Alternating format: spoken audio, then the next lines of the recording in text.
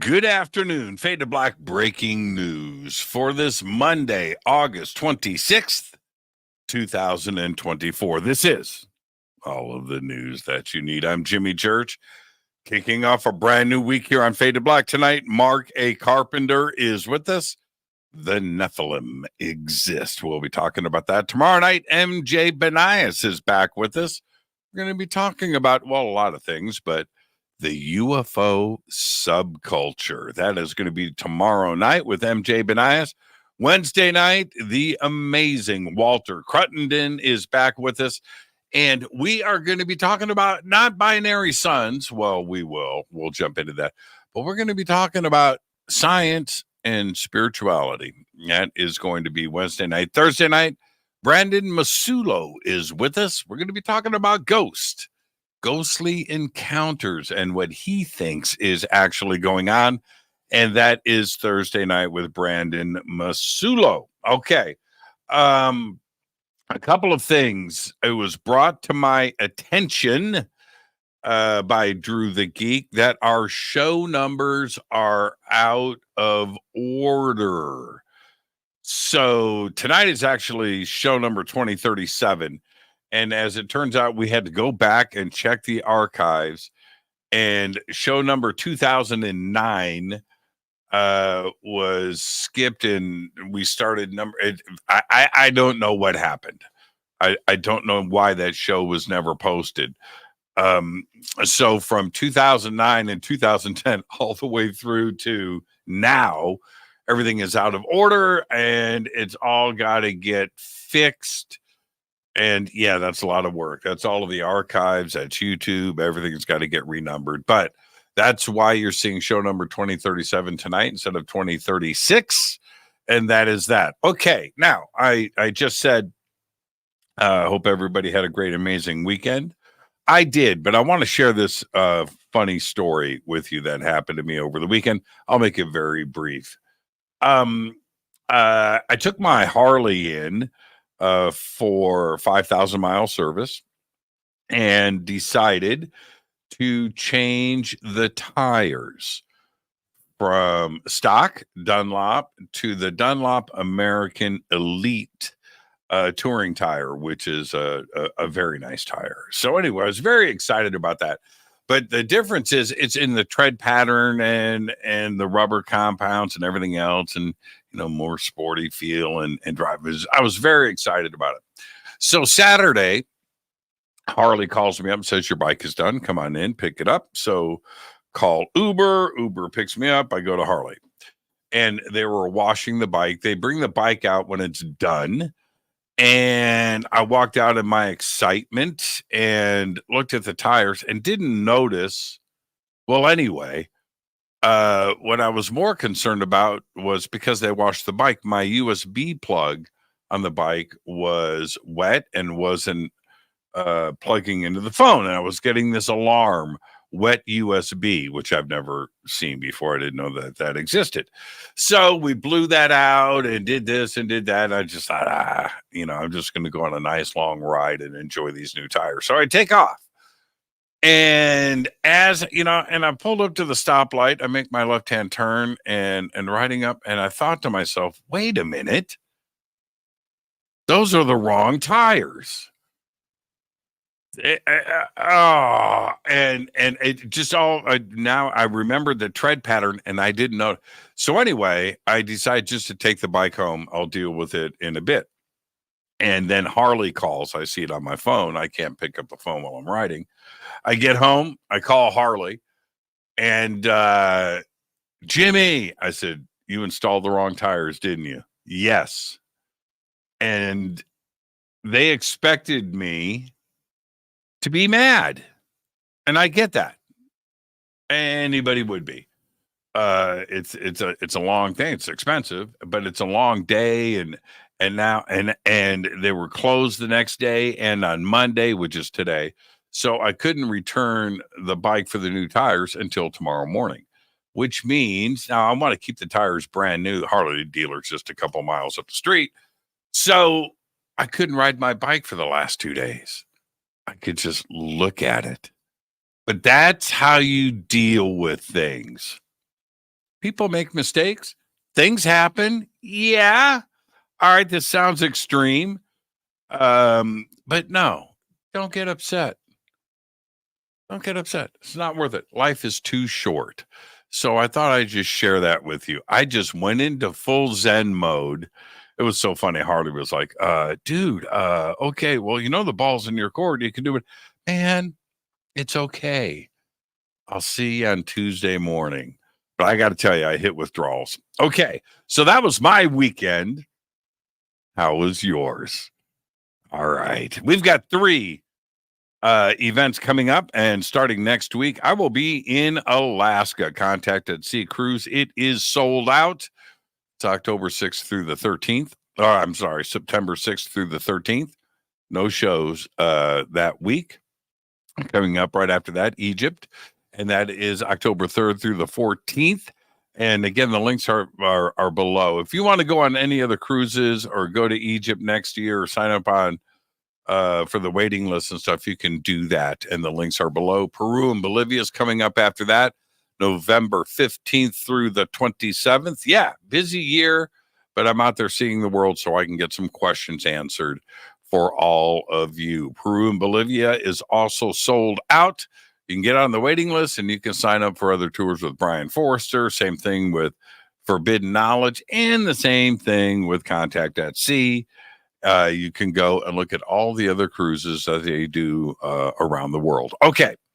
All right, let's get to it. On this day in history, 1957, the Soviet Union successfully tested an intercontinental ballistic missile, an ICBM, capable of being fired, quote, into any part of the world. That was crazy.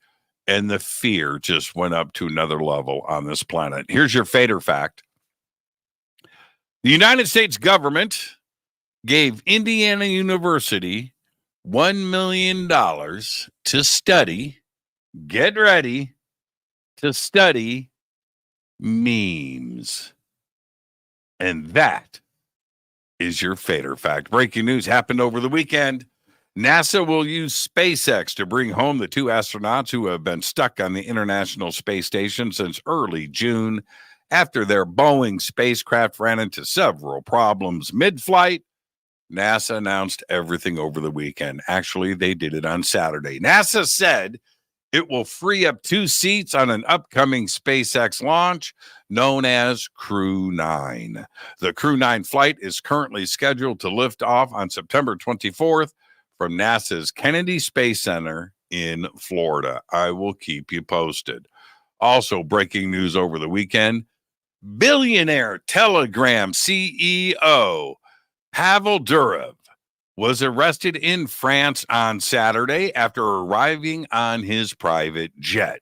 Amid an investigation into whether Telegram, a freewheeling and sometimes controversial messaging and social networking platform, allows crime on its app due to a lack of moderation. Crimes including drug trafficking, child sexual content, and fraud. Yeah, he's been called the Elon Musk of Russia. Interstellar Lab of Merritt Island is the U.S. winner and recipient of the $750,000 grand prize for NASA's Deep Space Food Challenge. 2 runners-up each earned $250,000 each for their food system successes. Nolux of Riverside, California, and Sated of Boulder, Colorado, trying to figure out novel ways to grow and manufacture food in deep space. Pretty exciting. Pretty technical, too, as well. I might get into it on another show. Australian employees now have the right to ignore their bosses outside working hours, thanks to a new law which gives them the right to disconnect. Similar laws giving employees a right to switch off their devices are already in place in France, Germany, and other countries in the European Union and Latin America. The bottom line is, after work hours, you got a work phone, you can turn it off. There are exceptions depends on what your job is. You might have to be on call. So there you go. But you do now have the right to ignore your boss. In a new study, scientists found that in rodents, the brain stores at least 3 copies of a given memory, encoding it in multiple places. These copies are encoded by different groups of neurons that vary in terms of when they're created, how long they last, and how modifiable they are through time.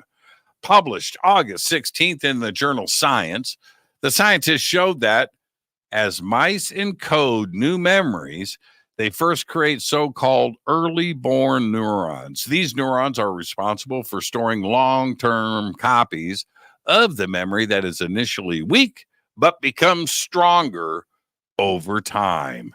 Apparently, we do the same thing. Japanese space debris cleaning outfit Astroscale announced today that it will enter an $81.4 million 5-year contract with the Japan Aerospace Exploration Agency, otherwise known as JAXA, to remove the upper stage of the space organization's H-2A rocket from orbit using a newly developed satellite. That satellite is called the Address J2, will be equipped with a robotic arm to capture and deorbit the rocket parts. That's actually pretty good news. Researchers have identified specific materials, including certain plastics, rubber, and synthetic fibers, as well as Martian soil, otherwise known as regolith, which would effectively protect astronauts by blocking harmful space radiation on Mars. These findings could be used in the design of protective habitats and spacesuits, making long-duration Mars missions more feasible. Quote, modeling the effectiveness of radiation shielding materials for astronaut protection on Mars, end quote, has just been published in the journal, the European Physical Journal Plus. There you go. We're slowly getting that Mars thing figured out. And finally, I'll leave you with this, and I'll keep it brief. Lou Elizondo's book, Imminent, has been out for about a week. And I said right before its launch and its publication that I really wasn't going to read it yet. But I wanted everybody else to read it. We've got a lot of smart people in this community on both sides of the fence. And they'll dive into the book, they'll pick it apart, they'll debate through it. And I was more curious about that because I want other people's opinions. And, you know, you put the big brains on stuff and they are going to figure stuff out and then talk about it. And then somebody's going to come in and debate that point. I enjoy that. That's what's called a conversation. All right. So now, after about a week, what I found really the most interesting of everything that has been said about the book so far is that nothing was said. Nothing was revealed. There hasn't been some amazing aha moment where the community went, I didn't know that. That's crazy. Let's jump into this.